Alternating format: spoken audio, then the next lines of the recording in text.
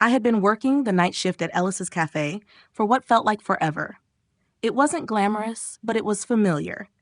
The cafe was a cozy little place tucked away in the heart of the city, a spot where locals grabbed their late espresso before heading off to their shifts, where city workers found refuge after a long day. For me, it was just a place to pay the bills while I tried to make a life out of my graphic design degree. At 25, I was still figuring things out. I juggled late-night shifts with finishing assignments, constantly battling exhaustion, but never really stopping to dream about a bigger future. Life was simple, predictable, and full of routines. The days bled into one another, and I had accepted that this was just how things were going to be for a while. I was content. At least, I convinced myself I was. That night, however, everything changed. It started like any other. Another quiet evening at the cafe, the hum of the espresso machine mixing with the soft chatter of the few patrons scattered around. I was behind the counter, wiping down the surfaces and taking orders, when something caught my eye. A sleek black SUV pulled into the parking lot, its tinted windows gleaming under the streetlights. I didn't think much of it at first. People came and went all the time, but when the man stepped out of the car, I felt a shift in the air. He was tall, dressed in an impeccably tailored suit, his dark hair slicked back just enough to reveal the sharpness of his features. His demeanor exuded confidence, an energy that filled the room and made everything feel suddenly smaller, almost suffocating. I continued to do my job, trying to ignore the unsettling feeling that lingered in the pit of my stomach. But as he walked into the cafe, the room seemed to still, as if everyone else recognized something I didn't. He glanced around, his eyes scanning the room until they landed on me. He didn't smile, but there was something in his gaze that made my heart skip a beat. "Good evening," he said in a voice that was low, smooth, and purposeful. There was something familiar in the way he said it, almost like I should know him. "I'd like a black coffee, please." "Of course," I replied, trying to sound normal, though my hands betrayed me as I grabbed the coffee pot. I couldn't explain it, but something about this man felt different, like our paths had crossed before, even though I was certain I had never seen him in my life. As I brought him his coffee, I couldn't help but notice the papers scattered in front of him on the table. Business contracts, probably nothing too out of the ordinary for someone like him. But as I glanced at them, my eyes caught something that made my blood run cold. His signature. It was unmistakable. The handwriting on the papers was identical to the signature I had memorized from a faded photograph in my mother's photo album. A signature I had traced over and over as a child, trying to understand who the man in the photo was. It was my father's signature. A man I had been told died in a car accident before I was even born. The coffee pot slipped from my fingers, the loud crash echoing through the otherwise quiet cafe. My heart pounded in my chest, and I stood frozen for a moment, trying to make sense of what I had just seen. Was this some kind of twisted joke? There was no way this could be real. My mind raced, my pulse quickening. Could this man be my father? No, that was impossible. He was dead, or so I had always been told. I stood there for a moment, paralyzed, staring at the papers in front of him. The signature was undeniable. It was my father's. But how could that be? My father had died before I was born. I had spent my whole life with only the photograph of him and my mother, the faint signature on the back, "Love, David." But this man, sitting in front of me, with his crisp suit and sharp features, held the same signature in his hand. My heart raced and my mind spun, trying to process the impossible. I couldn't stay quiet any longer. The question burned in my chest, demanding to be asked. "Excuse me, sir," I said, my voice barely above a whisper. "That signature, it's my father's." The man looked up, his brow furrowing in confusion. "What did you say?" I took a step closer, still trying to steady my breathing. "That signature, it's identical to my father's. But that's impossible because my father died before I was born." His face shifted, his expression changing from confusion to something more like shock. For a moment, he just stared at me, as if processing the words I had just spoken. The world around me seemed to fade out of focus as I watched him. He was trying to make sense of my statement, just as I was trying to make sense of the impossible situation unfolding before me. "What's your name?" he asked, his voice now softer, more cautious. Emily Hayes, I said, my voice trembling. And my mother's name is Sandra Hayes. She raised me alone after my father, after he died. I was struggling to hold it together, the emotions threatening to spill over. I didn't know why, but this man, this stranger, was shaking the foundation of everything I had ever believed. The man's eyes widened, and he slowly sat back in his chair, looking at me in disbelief. For the first time, I saw something else in his eyes.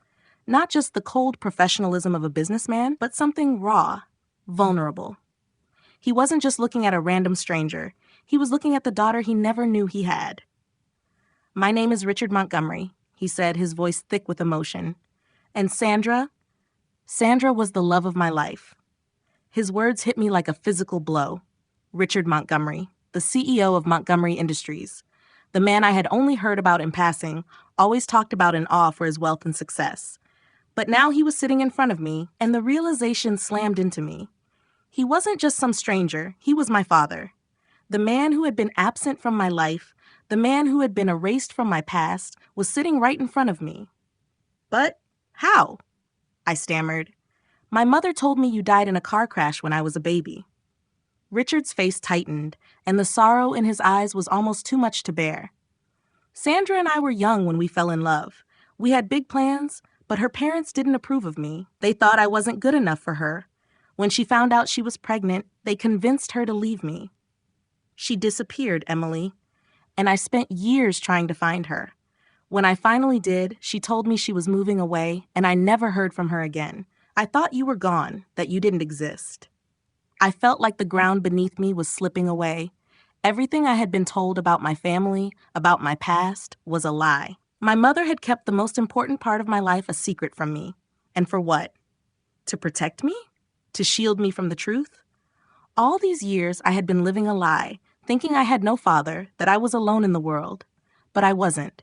My father was here. He had never known me, and I had never known him. Tears welled up in my eyes as I whispered, "I don't understand. Why didn't she tell me the truth? Why didn't she tell me about you?" Richard's voice softened, a mixture of regret and tenderness. "She was scared, Emily. She thought she was protecting you from the truth about me. She thought I wasn't good enough for you, but she never stopped loving me. She just thought it was too late." His eyes searched mine, and for the first time, I saw him as more than a businessman. I saw a man who had been hurting, just like me. "I never knew," he continued, "that I had a daughter, but I swear if I had known, I would have moved heaven and earth to be with you both." I was numb, my thoughts a whirlwind of confusion and disbelief. I sat down at the nearest table, trying to make sense of everything that had just been revealed. My mind kept replaying Richard's words, but nothing felt real. "I have a daughter," that's what he'd said. My father, the man I thought was gone forever, was sitting just a few feet away, telling me that he had been searching for me all these years, that he never knew I existed. My entire life had just been upended in the span of a few minutes. I didn't know what to say next. My mind was racing, but my mouth refused to cooperate. The one question that kept echoing in my head was, why didn't my mother tell me? All these years, I had believed the story she'd told me about how my father had tragically died when she was pregnant with me. I had grown up with that version of the truth. But now, here I was, face to face with the reality that it had all been a lie. Richard seemed to understand the storm in my head. He sat across from me, his expression full of remorse and something else, an overwhelming sadness. "I know this is a lot to take in," he said quietly, "and I can't expect you to trust me right away, but I want you to know that I've missed so much of your life. I've spent every day regretting not being there for you. I just never knew." I could barely look at him. His words were kind, but they felt like they were coming from someone I didn't know, someone who had been absent for all the important moments of my life. My first steps, my first day of school, my graduation. He didn't know me. That thought hit me like a punch to the gut. I wanted to say something, anything, to process the flood of emotions rushing through me. But instead, I just stared at the table, unable to meet his gaze. I didn't know how to feel. How could I? Part of me was furious, angry at my mother for keeping this from me, for letting me live all these years without a father. But another part of me, something deeper, something I hadn't even realized was there, was yearning for the connection Richard was offering. He was my father. And even though I didn't know him, the pull of that relationship was undeniable. Finally, I spoke, my voice shaking. Why did she lie to me? Why did she keep this from me all these years? The question burned in my chest, desperate for an answer, but I wasn't sure I was ready for it. Richard sighed, running a hand through his hair, his face full of anguish. Sandra was young, Emily. We were both young. We had plans, big plans, but her parents, they didn't approve of me. I wasn't good enough for her, or so they thought. When she found out she was pregnant, they made her choose. They convinced her to leave me, and I never saw her again. He paused, his eyes distant. When I finally found her, she told me she was moving away and didn't want to see me. She never mentioned you, Emily. I never knew you were even a possibility. Tears welled in my eyes. My mother never told him about me. She'd kept me from him, thinking she was protecting me. I didn't know if I should be angry or devastated. I felt both. I thought about how my mother had always told me that my father was gone, that it was just the two of us. How she had carried the weight of this secret all these years. But why didn't she tell me the truth? I whispered, my voice barely audible. Why didn't she tell me about you when I was older? Richard looked at me, his eyes filled with a sadness I couldn't quite place. I think she was trying to protect you from the pain of knowing the truth, he said softly. She thought I wasn't good enough for you, that I wouldn't be able to give you the life you deserved. She was wrong, I see that now, but she did what she thought was best. I wiped away a tear, trying to make sense of it all. So what now? I asked, my voice trembling. What happens now that I know? Now that I know you're alive? Richard leaned forward, his eyes filled with sincerity. If you'll let me, I want to make up for lost time. I know I can't undo the past, but I want to be part of your future. I want to get to know you, Emily. I've spent too many years wondering what could have been. I don't want to waste any more time. His words were sincere, and a part of me, maybe a part I had buried for so long, wanted to believe him. But I wasn't sure I could just let go of everything I had been told. I wasn't sure I could just forgive the years of silence, of not knowing who he was or why he wasn't there. But for the first time in my life, I realized something. I wasn't alone. There was someone out there who had been waiting for me. And maybe, just maybe, it was time to see where this new reality could take me. The days following that conversation with Richard were a blur. I couldn't shake the feeling that my life had shifted into another reality, one that I wasn't ready for. Every time I closed my eyes, I saw his face, the man who was my father, the man I had never known. And yet, he was more real to me than anyone I had ever met. His voice echoed in my mind, I want to be part of your future. But the confusion and anger I felt were just as overwhelming. My mother, Sandra, had always told me that my father was gone. She had woven this story of him dying before I was even born, a tragic accident that had left her to raise me alone. Why had she lied? That question gnawed at me, especially as I tried to reconcile the love and warmth Richard had shown me. But how could I just forgive her? How could I understand why she kept this secret for so many years? Every memory I had of my mother was wrapped in the belief that I was the product of a broken family, an unfortunate circumstance I had come to accept. Now, the truth was unraveling before me, and it felt like everything I had ever known was nothing but a lie. I spent the next few days avoiding Richard's calls. I didn't know how to face him. There was a part of me that wanted to build a relationship with him, to experience the father-daughter connection I had longed for all my life. But there was also a part of me that felt betrayed by the woman who had raised me, the woman who had kept me from him for all these years. Eventually, I knew I couldn't avoid it anymore. I had to confront my mother. I had to know why she hadn't told me the truth. When I got home that evening, the air in the apartment felt heavier than usual. My mother was in the kitchen, as always are, humming quietly to herself as she prepared dinner. It was such a familiar scene, a piece of my life that had never changed. But now, everything felt different. I stood in the doorway for a moment, just watching her, before I took a deep breath and walked in. "Mom, we need to talk," I said, my voice shaking slightly. She stopped what she was doing and turned to face me, her expression softening. "Of course, sweetheart. What's on your mind?" I couldn't hold back anymore. Why didn't you tell me the truth about Dad? Why did you lie to me all these years?" The room seemed to freeze. My mother's face drained of color, and her eyes immediately filled with regret. She didn't speak for a long moment, just standing there as if the weight of my words had knocked the breath out of her. Finally, she sighed, her voice barely above a whisper. "I didn't want you to have to carry that burden. I thought if you believed he was gone, it would be easier for you. I thought it was the only way to protect you from the pain of losing him. But I didn't lose him, Mom. I never even knew him. All these years, you kept me from him. I don't know how to feel about that." Her eyes welled with tears as she took a step toward me. "I know, honey. I know I hurt you by keeping that from you. I thought I was doing what was best for you, but I see now that I was wrong. I should have told you the truth." I felt a knot form in my throat as I looked at her. There was so much pain in her face, and I could tell she regretted her choices. But it didn't make everything okay. "I don't know if I can just forgive you for this, Mom," I whispered, my heart breaking. "You kept this secret from me for so long." "I know," she said, her voice breaking. "I know, and I don't expect you to forgive me right away, but I'm here now, and I'll do whatever it takes to make it right." I was scared, Emily. I was scared of what it would do to you, and I thought I could protect you from the truth. But I see now, the truth was never mine to keep. For the first time in a long while, I allowed myself to really look at her, to see her not just as my mother, but as a woman who had lived through her own struggles, making decisions she thought were best for me. And as angry as I was, a small part of me began to understand her fears. She was only human. "Let's take it one step at a time," I said quietly. "I don't know what comes next, but I need to figure this out. About Richard, about you, about everything."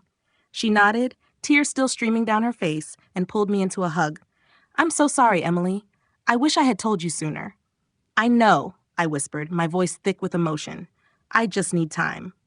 And for the first time, I felt like I was starting to heal. Maybe with time I would understand everything. My mother's choices, my father's absence, and what it meant to truly be a family. The next few days were filled with a silence I wasn't used to. My mother and I had spoken, but the weight of our conversation lingered in the air, unspoken but always present. It was hard to look at her without remembering the years of lies, the secrets she had kept from me, the man she had hidden from me. I wanted to be angry, to yell at her for keeping me in the dark, for letting me live a life without a father. But there was something in her eyes, the vulnerability, the regret, that made it impossible for me to stay angry for long. She was my mother, and she had made the best choices she knew how.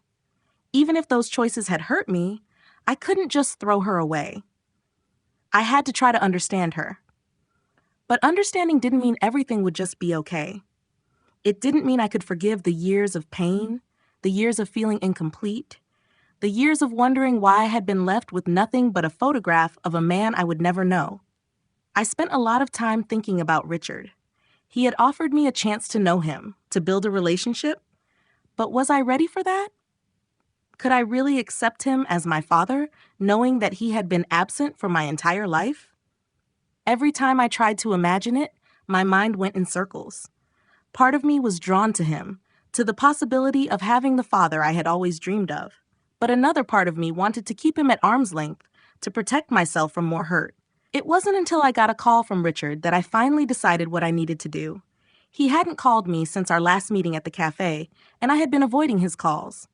But this time, when I saw his name flash across my phone, I felt a strange sense of calm settle over me. Maybe it was time to face him. "Emily," he said when I answered, his voice warm yet hesitant. "I know I've been giving you space. I just wanted to check in, see how you're doing." I hesitated for a moment. I'm okay," I said, my voice a little quieter than I intended. "It's just been a lot to process." "I can only imagine," he replied, "but if you're ready, I'd love to meet with you again. I know things are complicated, but I want to be there for you, Emily. I'm not going anywhere." His words hit me harder than I expected. I'm not going anywhere. I realized then that Richard was offering something real, something that I didn't have with anyone else, a chance to start over, to have a father who wanted to be in my life, a chance to heal, even if it would take time. I'll meet you, I said, my heart pounding in my chest. But I need to figure things out, Richard. I'm not ready to jump into anything. I need to know who you are, what this is going to be. He was quiet for a moment, and then he responded, Take all the time you need. I'm just glad you're willing to meet with me again. We agreed on a time to meet, and as I hung up the phone, I felt a mix of anxiety and relief. There were so many unanswered questions, so many things I still didn't know about my father, about the past, about what the future could look like. But one thing was certain, I couldn't keep running from it. I had to face it, even if I didn't have all the answers. The following day, I found myself standing outside a small cafe in the city, the place where it all began. Richard was already there, waiting for me. As I approached, I could see the look of hope in his eyes. He was still a stranger to me, yet he wasn't. He was my father, and somehow that made everything feel a little less overwhelming. Hey, I said, trying to sound confident as I sat down across from him.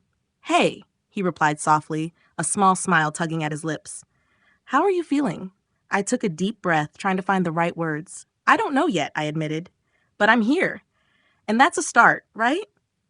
Richard nodded, his eyes full of understanding. It's a start, he said, and that's all I can ask for. As we sat there, talking more freely than we had before, I realized something important. This wasn't going to be easy. There would be pain, and there would be a lot to work through. But the truth was, I wasn't alone anymore. And for the first time in a long time, that thought gave me hope. The weeks that followed my meeting with Richard were a strange mix of progress and hesitation. Every time I saw him, I felt a little more at ease, like we were slowly piecing together something that had been broken for so long. But there were still moments when I found myself questioning everything. How could I build a relationship with a man I barely knew? How could I just erase years of absence and start fresh? Richard was patient with me, which was more than I could have asked for. We began meeting more regularly, sharing stories about our lives, and he asked about everything. My childhood, my education, what I had been up to these last few years. The more we talked, the more I realized just how much I had been missing. Not just having a father, but having someone who genuinely cared, who wanted to know everything about me. One evening, after a particularly long conversation about our lives, Richard turned to me with a serious look on his face. Emily, he said, his voice softer than usual, I know this might feel overwhelming, but I want you to know I'm not going anywhere. I'm here, for good, and I want you to know that you have a place in my life, in this family, no matter what. His words settled in my chest, and for the first time, I let myself believe them. I had been cautious, not allowing myself to hope too much, afraid that I would get hurt again. But with Richard, it was different. He wasn't like other people who came and went. He had already missed so much of my life, yet here he was, willing to make up for it, step by step. I'm not going to promise you that everything will be perfect, Richard continued, his eyes intense, but I am going to promise you that I will try. I'll be here when you need me. I'm not asking you to forgive everything overnight. I just want you to know that I'm here, and I'm willing to take whatever time it takes to make this work. I didn't know what to say. My throat tightened as I tried to process the weight of his words. I had spent so much of my life without him, without knowing what I was missing, that now it was hard to take in the fact that he wanted to be there. For me. I don't know what this is going to look like, I admitted quietly. I'm still trying to figure everything out, but I do know that I want to try.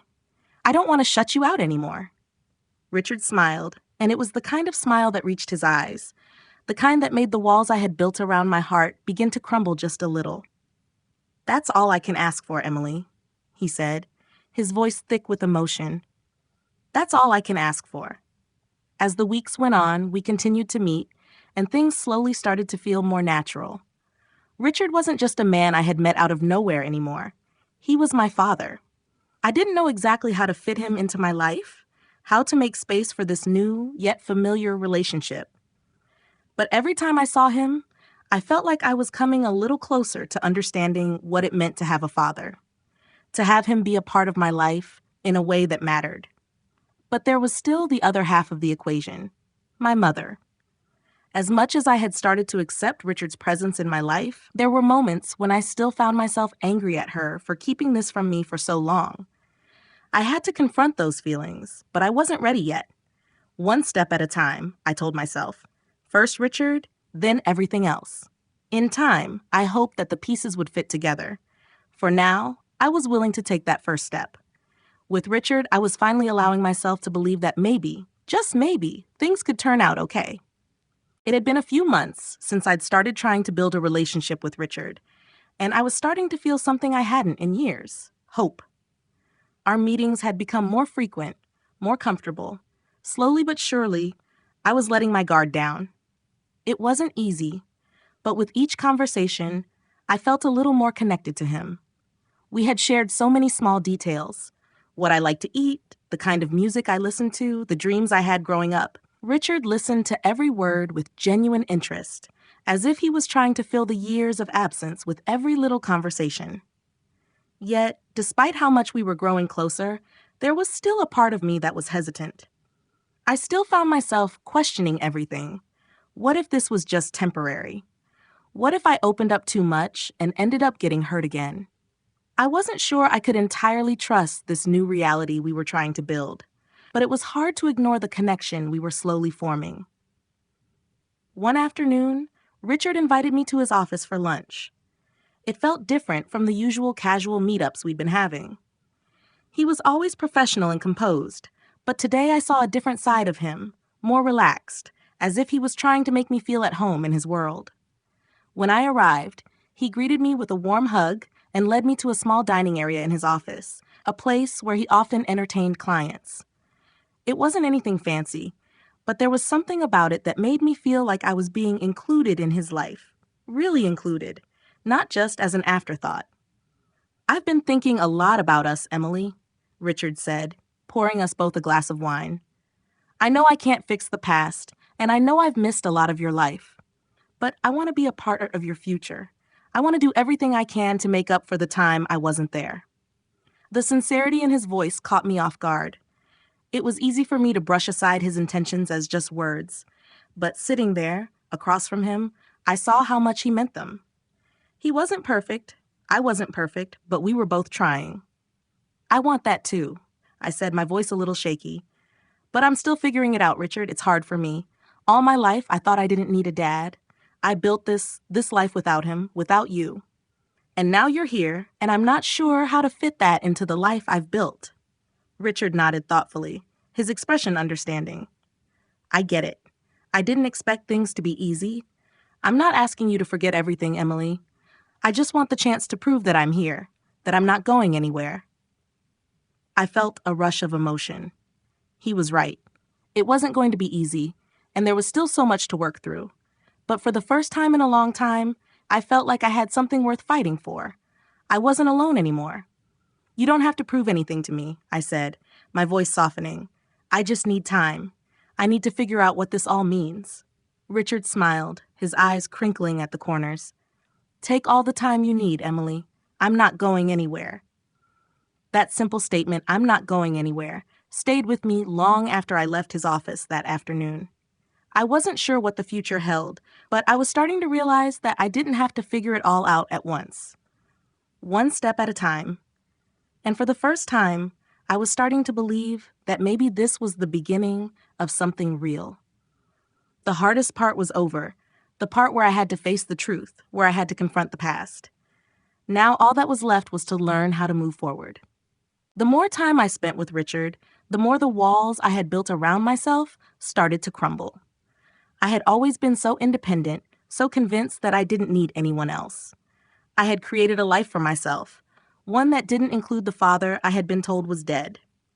But now, as I spent more time with Richard, I began to see how much I had been missing, not just in terms of a relationship with him, but in the bigger picture, the kind of support, connection, and love I had never allowed myself to need. It was difficult to admit, but I realized that my entire identity had been shaped by the absence of my father. The story I had carried in my mind for so many years, of being abandoned, of being alone, had defined me in ways I didn't fully understand until now. Richard was offering me something new, something I wasn't sure I could trust but knew I wanted. He was offering me the chance to rewrite that story, to have him in my life in a way that was real and genuine, not just a figment of my imagination. One evening, Richard invited me to one of his family gatherings. He had mentioned his other children, his extended family, and I felt a mix of excitement and nervousness at the idea of meeting them. I wasn't sure how they would react to me. I had never been a part of that world, and now I was suddenly being thrust into it. I didn't know what to expect. When I walked into Richard's house, the warmth of the atmosphere was almost overwhelming. It wasn't just the size of the house or the fancy decorations, it was the people. They all seemed so normal. They were laughing, talking, sharing stories. I felt like an outsider at first, like I didn't belong. But Richard's presence immediately put me at ease. He introduced me to everyone. His older son, Adam, who was in law school, and his younger daughter, Lily, who was still in high school. Both of them looked at me with curiosity, but there wasn't any judgment in their eyes. They seemed genuinely happy to meet me, which made the whole experience less intimidating. As we sat down for dinner, Richard's family asked me questions about my life, about my work, about school. For the first time, I realized that I wasn't just some stranger to them. I was part of this family, whether I was ready to admit it or not. They didn't see me as the girl who had been kept hidden away for all these years. They saw me as someone they could include, someone they could welcome into their lives. I hadn't expected to feel so comfortable. At first, I thought I would always be the outsider, the missing piece in the family puzzle.